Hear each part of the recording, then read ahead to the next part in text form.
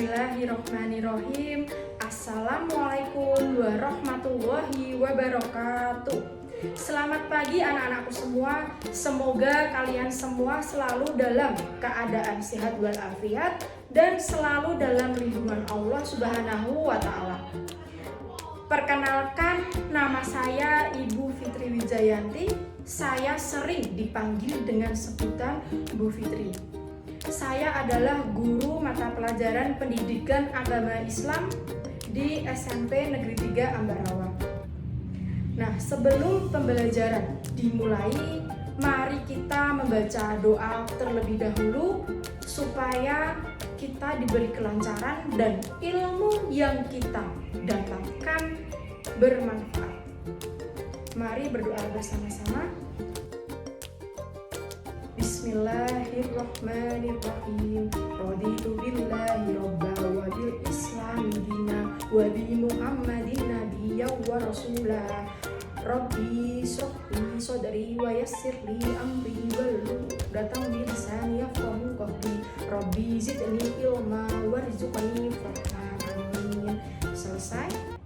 Sebelum memulai pembelajaran pada pagi ini, saya mau menanyakan kepada kalian semua, jika kalian ingin menuju ke tempat yang belum pernah kalian singgahi, kira-kira kalian akan langsung mengetahuinya atau mengalami kebingungan?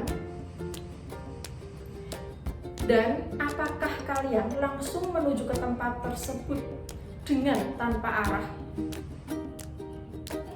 Nah, saya yakin kalian pasti akan merasakan kebingungan, dan kalau kalian tanpa arah, kalian pasti akan tersesat dan mengalami banyak kerugian. Maka dari itu, dalam hal ini kita membutuhkan yang namanya peta. Sebagai apa? Sebagai petunjuk arah yang kita tuju. Saya yakin dalam hal ini, kalau kalian menggunakan peta untuk petunjuk arah, pasti kalian akan menemukan tempat yang kalian tuju dan tempat yang akan kalian temui. Begitu pula dalam kehidupan kita. Sebagai manusia, selama di dunia dan akhirat harus ada yang namanya pedoman. Harus ada yang namanya petunjuk agar kita bisa selamat. Nah, Allah Subhanahu wa Ta'ala telah menurunkan kitab-kitabnya sebagai pedoman atau petunjuk untuk kita, supaya kita bisa menjalani kehidupan dengan benar dan terarah. Dari gambaran tadi, pasti anak-anakku ingin menjalani kehidupan yang selamat di dunia dan akhirat. Baik, pada kesempatan pagi ini kita akan belajar tentang materi yang pertama, yaitu iman kepada kitab-kitab Allah. Yang kedua, macam-macam kitab Allah Subhanahu wa Ta'ala. Yang ketiga, cara beriman kepada kitab-kitab Allah Subhanahu wa Ta'ala. Dan yang terakhir yaitu hikmah beriman kepada kitab-kitab Allah Subhanahu wa Ta'ala. Baik, yang pertama kita bahas yaitu pengertian iman kepada kitab-kitab Allah Subhanahu wa Ta'ala. Jadi sudah kita ketahui bahwa iman kepada kitab-kitab Allah Subhanahu wa Ta'ala merupakan rukun iman yang ketiga. Nah, mari kita bahas dari pengertian iman terlebih dahulu. Bahwa iman secara bahasa yaitu artinya percaya atau membenarkan. Sedangkan menurut istilah, iman artinya kepercayaan yang diyakini kebenarannya dalam hati, diucapkan dengan lisan dan diamalkan dengan perbuatan. Lalu untuk pengertian kitab, Kitab artinya kalam Allah Subhanahu wa Ta'ala atau firman Allah Subhanahu wa Ta'ala yang diwahyukan kepada para rasulnya untuk disampaikan kepada umatnya agar dijadikan pedoman dalam kehidupan sehari-hari. Sedangkan pengertian iman kepada kitab-kitab Allah Subhanahu wa Ta'ala adalah percaya dan yakin dengan sepenuh hati bahwa Allah Subhanahu wa Ta'ala telah menurunkan kitab-kitabnya kepada para rasulnya yang akan disampaikan kepada umat manusia sebagai pedoman hidup agar dapat meraih kebahagiaan dan ketentraman di dunia dan akhirat. Dengan adanya kitab-kitab Allah Subhanahu wa Ta'ala, agar manusia dapat membedakan mana yang benar dan mana yang salah, mana yang bermanfaat dan mana yang tidak bermanfaat, mana yang mengandung mudorot dan mana yang mengandung kebaikan. Karena sudah dijelaskan dalam firman Allah Subhanahu wa Ta'ala, Quran surat Al-Maidah ayat 16 yang berbunyi, A'udzubillahi minasyaitonirrajim, Bismillahirrahmanirrahim, Yahdi bihillahu manittaba'a ridwanu subulas salami wa yukhrijuhum minadh-dhulumati ilan nuri biidnihi wa yahdihim ila siratim mustaqim. Yang artinya, dengan kitab itulah Allah memberi petunjuk kepada orang yang mengikuti keridhoannya ke jalan keselamatan, dan dengan kitab itu pula Allah mengeluarkan orang itu dari gelap gulita kepada cahaya dengan izinnya dan menunjukkan ke jalan yang lurus. Itu tadi merupakan pengertian iman kepada kitab-kitab Allah Subhanahu wa Ta'ala. Nah, sebelum ke poin 2 yaitu macam-macam kitab Allah Subhanahu wa Ta'ala. Nah, harus kalian ketahui bahwa wahyu yang diturunkan Allah Subhanahu wa Ta'ala itu dibedakan menjadi 2. Yang pertama yaitu suhuf dan yang kedua yaitu kitab. Nah, untuk suhuf sendiri, suhuf ini bentuknya itu masih lembaran-lembaran. Sedangkan kitab sudah dibukukan, bahkan untuk isinya pun lebih lengkap kitab dibanding dengan suhuf. Selanjutnya yang poin 2 yaitu macam-macam kitab yang diturunkan oleh Allah Subhanahu wa Ta'ala. Nah, jadi ada 4 kitab yang diturunkan oleh Allah Subhanahu wa Ta'ala ke dunia ini dan harus kita ketahui. Nah, untuk kitab yang pertama yaitu kitab Taurat. Ada yang kedua yaitu kitab Zabur. Yang ketiga yaitu kitab Injil dan yang terakhir yaitu kitab Al-Quran. Nah, untuk yang pertama dulu yaitu kitab Taurat. Nah, kitab Taurat diturunkan oleh Allah Subhanahu wa Ta'ala, diwahyukan kepada Nabi Musa alaihissalam di Bukit Sinai pada abad ke-12 sebelum Masehi. Nah, nama Taurat berarti hukum atau syariat. Pada saat itu Nabi Musa alaihissalam diutus oleh Allah Subhanahu wa Ta'ala untuk berdakwah kepada bangsa Bani Israel. Nah, dari itulah tepat sekali kalau kita itu meyakini bahwa kitab Taurat diperuntukkan sebagai pedoman dan petunjuk hidup bagi kaum Bani Israel. Nah, untuk kitab Taurat ini ditulis dengan bahasa Ibrani karena sudah dijelaskan dalam Quran surat Al-Mu'minun ayat 49 yang berbunyi, A'udzubillahi minasyaitonirrajim. Bismillahirrahmanirrahim. Walaqad ataina Musal kitaba la'allahum yahtadun.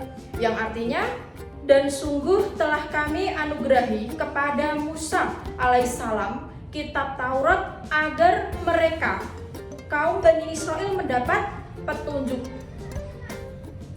Nah, bahwa kitab Taurat yang diturunkan Allah Subhanahu wa Ta'ala kepada Nabi Musa alaihissalam ditujukan untuk bangsa Bani Israel atau kaum Yahudi agar mereka senantiasa berada dalam jalan kebenaran. Adapun pokok-pokok yang terkandung dalam kitab Taurat, yaitu ada 10 perintah Tuhan. Yang pertama yaitu perintah untuk mengesahkan Allah Subhanahu wa Ta'ala. Yang kedua, larangan menyembah patung atau berhala. Yang ketiga, larangan menyebut nama Allah Subhanahu wa Ta'ala dengan sia-sia. Yang keempat, perintah menyucikan hari Sabtu. Yang kelima, perintah menghormati kedua orang tua. Yang keenam, larangan membunuh sesama manusia. Yang ketujuh, larangan berbuat zina. Yang kedelapan, larangan mencuri. Yang kesembilan, larangan menjadi saksi palsu. Dan yang terakhir, yang ke-10 yaitu larangan mengambil hak orang lain. Baik, selanjutnya yang kedua yaitu kitab Zabur. Nah, Allah Subhanahu wa Ta'ala menurunkan kitab yang kedua yaitu kitab Zabur. Kitab Zabur diwahyukan kepada Nabi Daud alaihissalam di daerah Yerusalem pada abad 10 sebelum Masehi. Nah, kitab Zabur ini ditujukan untuk bangsa Bani Israel atau umat Yahudi. Adapun kitab Zabur ini ditulis dengan bahasa Kipti. Sudah dijelaskan dalam Quran surat Al-Isra ayat 55 yang berbunyi A'udzubillahi minasyaitonirrajim. Bismillahirrahmanirrahim. Wa rabbuka a'lamu bimman fis samawati wal ard. Walaqad fadalna ba'dan nabiyina ala ba'din wa ataina Dawuda zabura. Nah, yang artinya, dan Tuhanmu lebih mengetahui siapa yang di langit dan di bumi. Dan sungguh kami telah memberikan kelebihan kepada sebagian nabi-nabi atas sebagian yang lain, dan kami berikan Zabur kepada Daud. Adapun isi pokok yang terkandung dalam kitab Zabur yaitu berisi nasihat, hikmah, doa, zikir, nyanyian, dan pujian kepada Allah tentang nikmat dan karunia-Nya. Selanjutnya yang ketiga yaitu kitab Injil diturunkan kepada Nabi Isa alaihissalam di daerah Yerusalem pada permulaan abad 1 Masehi. Kitab ini ditulis menggunakan bahasa Suryani dan kitab ini menjadi pedoman bagi kaum Nabi Isa alaihissalam, yaitu kaum Nasrani. Sudah dijelaskan dalam Quran surat Maryam ayat 30 yang berbunyi A'udzubillahi minasyaitonirrajim. Bismillahirrahmanirrahim. Qala inni abdullah ataniyal kitaba wa ja'alani nabiyya. Nah, yang artinya dia Isa berkata, sesungguhnya aku hamba Allah, Dia memberiku kitab Injil dan Dia menjadikan aku seorang nabi. Nah, dalam kitab Injil berisi ajaran pokok yang sama dengan kitab-kitab sebelumnya.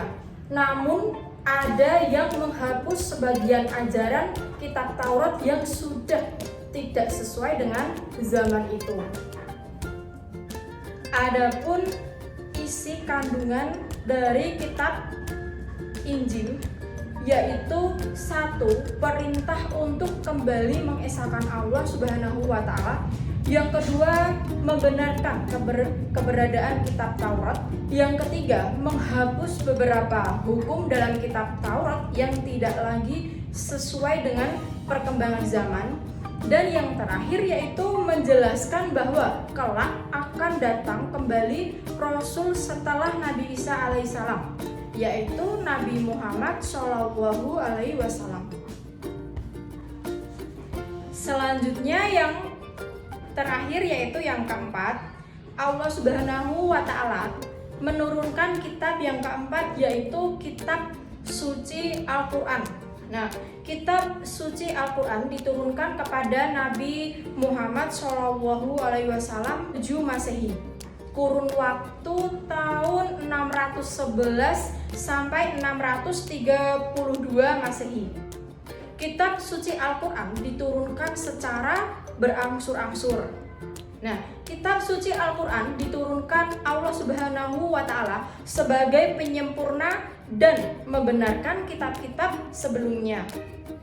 Sudah dijelaskan dalam firman Allah Subhanahu wa Ta'ala, Quran surat Ali Imran ayat 3 yang berbunyi, A'udzubillahi minasyaitonirrajim, Bismillahirrahmanirrahim. Nazzala alaikal kitaba bil haqqi musaddiqal lima baina yadayhi wa anzalat taurata wal injil. Yang artinya, dia menurunkan kitab Al-Quran kepadamu Muhammad yang mengandung kebenaran, membenarkan kitab-kitab sebelumnya, dan menurunkan Taurat dan Injil. Nah, secara umum, pokok-pokok ajaran yang terkandung dalam kitab Al-Quran yaitu ada 4. Yang pertama yaitu akidah atau keyakinan, yaitu hal-hal yang berkaitan dengan keyakinan seperti mengesahkan Allah Subhanahu wa Ta'ala dan meyakini malaikat-malaikat Allah Subhanahu wa Ta'ala. Yang kedua, akhlak atau budi pekerti, yaitu berkaitan dengan pembinaan akhlak mulia dan menghindari akhlak tercela. Yang ketiga, ibadah, yaitu yang berkaitan dengan tata cara beribadah seperti sholat, zakat, dan ibadah yang lainnya. Yang keempat, muamalah, yaitu berkaitan dengan tata cara berhubungan kepada sesama manusia. Yang kelima adalah tarikh atau sejarah, yaitu kisah orang-orang dan umat terdahulu. Nah, itu tadi merupakan nama-nama kitab yang diturunkan oleh Allah Subhanahu wa Ta'ala kepada para rasulnya yang nantinya akan disampaikan kepada umat manusia sebagai pedoman atau petunjuk hidup kita di dunia dan di akhirat. Nah, selanjutnya sampai ke poin 3, yaitu bagaimana cara beriman kepada kitab-kitab Allah Subhanahu wa Ta'ala. Jadi ada 2 cara, yaitu yang pertama meyakini bahwa kitab Taurat, Zabur, dan Injil benar-benar wahyu yang diturunkan oleh Allah Subhanahu wa Ta'ala, bukan karangan atau buatan para rasul. Rasul adalah manusia yang diutus oleh Allah Subhanahu wa Ta'ala untuk menyebarkan ajaran Islam dan penerima wahyu. Yang kedua yaitu meyakini bahwa isi dari kitab-kitab tersebut benar adanya. Ya, jadi kita harus mengimani 4 kitab tersebut, tapi kita hanya wajib memahami dan mempelajari dan mengamalkan 1 kitab saja, yaitu kitab suci Al-Quran. Nah, selanjutnya yaitu poin hikmah atau manfaat kalau kita beriman kepada kitab-kitab Allah Subhanahu wa Ta'ala. Jadi, apa sih yang kita dapatkan? Manfaat apa yang kita rasakan kalau kita beriman kepada kitab-kitab Allah Subhanahu wa Ta'ala? Yang pertama yaitu memberikan petunjuk kepada manusia agar kita bisa membedakan mana yang benar dan mana yang salah. Yang kedua yaitu pedoman agar manusia tidak berselisih dalam menentukan kebenaran. Yang ketiga, memberikan informasi sejarah kehidupan orang-orang terdahulu. Nah, hal ini bisa menjadi pelajaran hidup yang berharga bagi umat manusia saat ini. Yang keempat, manusia dapat mengetahui betapa besarnya perhatian dan kasih sayang Allah Subhanahu wa Ta'ala kepada para hamba dan makhluknya. Yang kelima, manusia yang beriman akan dapat mengetahui dan membedakan mana yang baik dan mana yang buruk, karena di dalam kitab dijelaskan tentang perilaku yang baik dan buruk. Yang keenam, mensyukuri segala anugerah dan nikmat Allah Subhanahu wa Ta'ala, termasuk pemberian petunjuk yang benar melalui kitab Allah Subhanahu wa Ta'ala. Dan yang ketujuh, hati manusia menjadi lebih tentram dan menambah ilmu pengetahuan. Yang kedelapan, memiliki sikap toleransi yang tinggi, karena kitab-kitab Allah Subhanahu wa Ta'ala memberikan penjelasan tentang penanaman sikap toleransi, saling menghormati dan menghargai orang lain, bahkan pemeluk agama lain. Dan yang terakhir, yang kesembilan, yaitu meningkatkan kesabaran dalam menerima cobaan, ujian, dan musibah yang menimpa pada dirinya. Nah, itu merupakan hikmah atau manfaat yang kita dapatkan kalau kita beriman kepada kitab-kitab Allah Subhanahu wa Ta'ala.